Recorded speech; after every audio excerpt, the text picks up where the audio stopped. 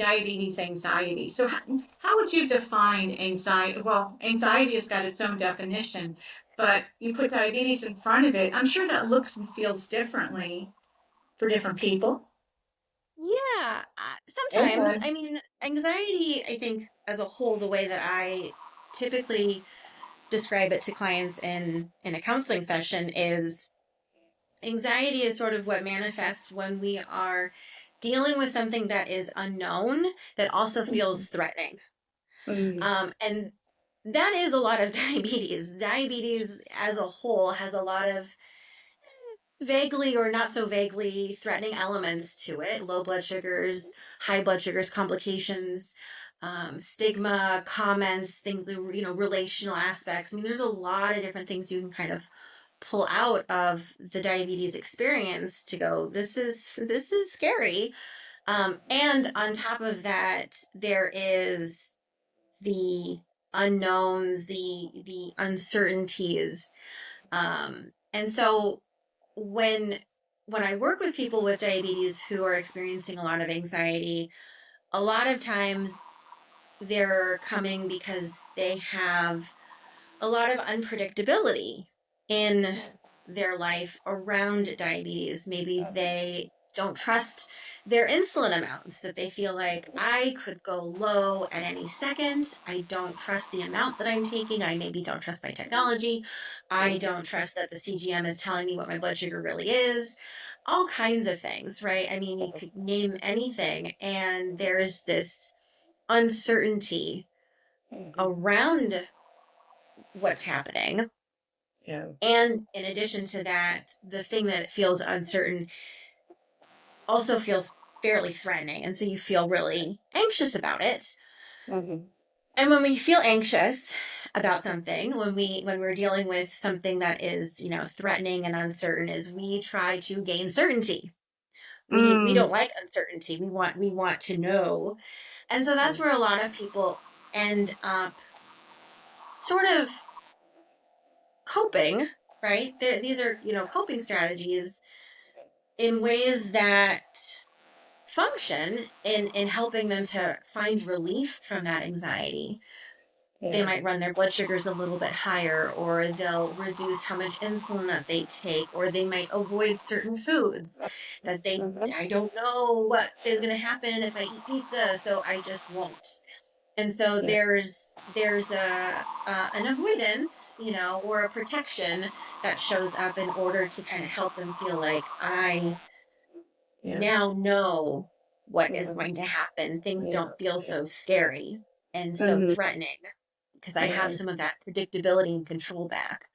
The problem Sure. is over the long term, is it's not a very enjoyable experience either, right? If you're running your blood sugars high, or Right. you're, living in a state of restriction, Mhm. long term that can have all kinds of other mental health effects, Yeah. resentment and burnout. So it's one of the reasons why I think mental health counseling is so important in diabetes education, and why diabetes education can be really important for mental health, because these two have a tendency to kind of overlap on kind Mhm. of the how and why these issues are showing up. Absolutely. The word control, that is something I remember years ago when I was, in my earlier days. I've been living with type 1 for 43 years now. So, and earlier in the, because diabetes and this topic has not been center space like it is now because of online support and all that. So there's good and bad with all of that. But the word control, that's something I have to be careful about personally when I'm even talking with clients or referring to things, because diabetes is never, we're never in a situation that we can feel like we're in control. But what you were talking about, you were just referencing the anxiety of the field, I've worked with people that do experience this, and I really think, and maybe you can answer this, if it is related to that, where they do tend to have more of a controlling type of personality, where there has to be an absolute answer for something. They can't just, I just tend to just kind of go, that doesn't mean I don't get upset when my blood sugar goes high, because I definitely do. But I can just kind of roll with what is going to happen. So I don't have a lot of over, over anxiety, about these different situations. But I wonder what's really coming through for these people when it comes to how they're processing, these feelings. Yeah, I mean, I think with anxiety and diabetes and control, I think there is an element probably of some of Right. personality. I Yeah. think with control, a lot of times we can get an idea of how something is supposed to be, Supposed to and we want be. to Yeah. manage all of the factors so that we have the outcome that we think is Yeah. supposed to happen. Uh-huh. And so I think people who are able to have more flexibility Uh-huh. around different processes and different outcomes, I think tend to mentally do better Mm. when we can kind of handle the unpredictability, when we can pivot with different things that we might need. I think that makes managing diabetes a little bit easier. And yeah, we used to use the word control all the time, right? We Mm-hmm. used to have this idea in diabetes education. I know when I was, growing up in the 90s, it was like your diabetes control and how you're controlling Mm-hmm. it. And Yeah. and there is this idea or like vibe of like total responsibility Mm-hmm. over diabetes that I Yeah. think nowadays we sort of have realized is a little misplaced. That Yeah. we can influence and we participate I like in those words. Yes, absolutely. diabetes management, Yeah. right? Like we're Influence. here, we're doing Yeah. stuff, Yeah. but this like control, this like ability to go in and just like totally manipulate to like your heart's desire just Mm-hmm. doesn't exist. And it doesn't exist in a lot of areas in our life. So true. And I think the more someone really wants that, the more they are going to struggle. The Yeah. more that Yeah. that's the goal, the more they will struggle. Yeah. So if the listeners here, I have a feeling their eyes are lighting up with this topic, because it speaks to many of us at different times in our life. Maybe it's presently a problem for some, for some people listening today. So how do you work? Let's say, um, the beginning stages of when you're meeting somebody, and this is an apparent thing that they're experiencing, and just like all the things that we go through in life, we have to recognize it and want help, which is why they're coming to you. They're realizing, I can't live like this anymore. Yeah. So what does that look like as far as those first steps?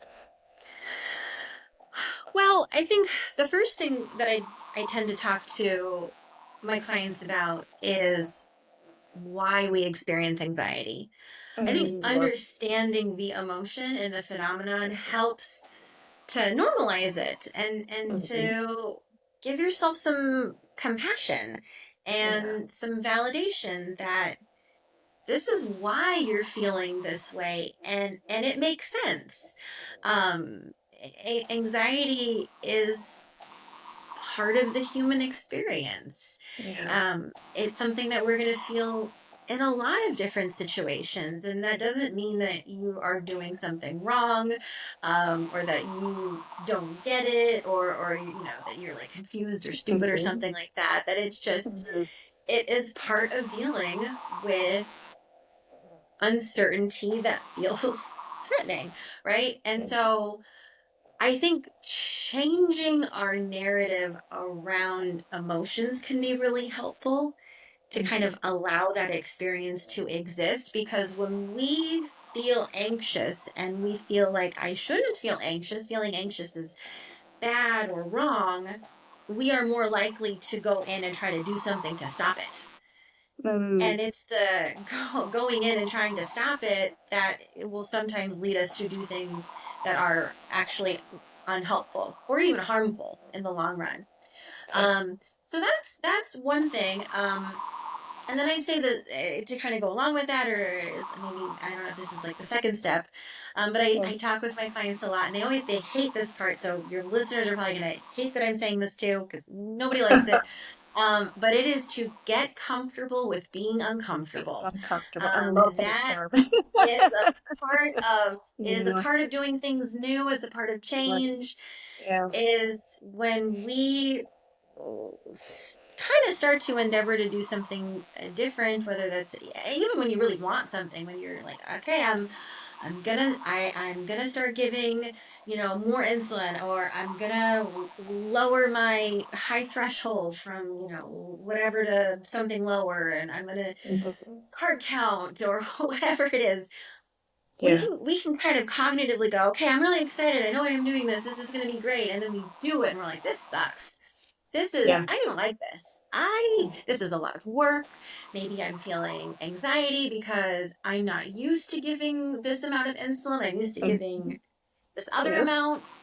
I'm not a fan of this. I don't like this. I'm having feelings, whatever Yeah. they are. Mhm. And it's really about kind of staying in that, having the willingness to Yeah. stay in the process and not try to escape it, to quit, Right. to try to kind of cover it up with other ways of making ourselves feel better, Understood. because change can be really Change. hard sometimes. Yeah. Having Yeah. to self advocate, having to speak up to your endo, having to say the things that you're just like, oh my God, what are they going to do? What It's are so they? true. How to do it? You gotta, and it is Yeah. okay to feel those feelings. Mhm. That's what's, I think, so important, is there is validation at the same time as encouragement to push through. Like they are Right. existing at the same time. Right. Right. Right. It's really witnessing that. I know this may sound easy and simple, but really witnessing that they can do it, that this is possible. And of course, we unless we experience, we can't prove to ourselves that, um, low blood sugar, the feeling of not being prepared for a high, or, whatever those anxious feelings are, or exercising.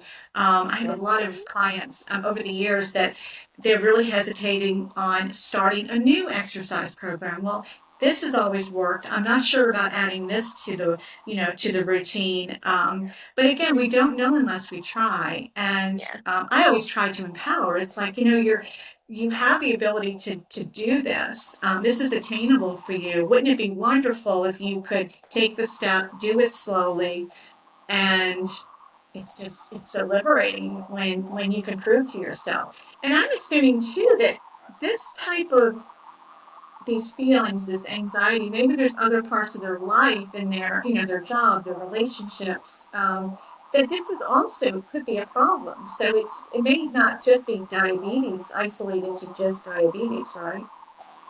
Oh yeah. I mean, we Yeah. feel anxiety about all sorts of Yeah. different things. And I think what you were saying about, like, I'm not sure, that's classic anxiety. I'm not sure. What if? And anxiety plays on that. It kind of goes, yeah, what if?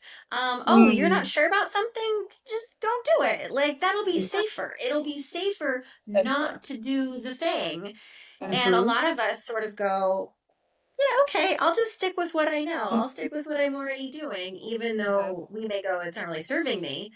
But Yeah. anxiety is telling me that it might be too dangerous, or I might screw things up and I'm going to cause all kinds of problems for me, right? That's that threat.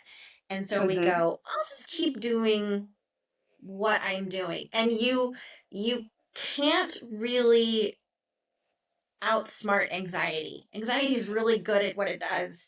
And you can't really That's logic your way out of anxiety. I mean, you can mm, try to argue preemptively, like, oh, it'll be okay, it'll be okay, be okay. And anxiety will go, well, how do you know? And you'll go, you're right. I don't really know. That's the point. mhm, mhm. And so you don't really know until you do it.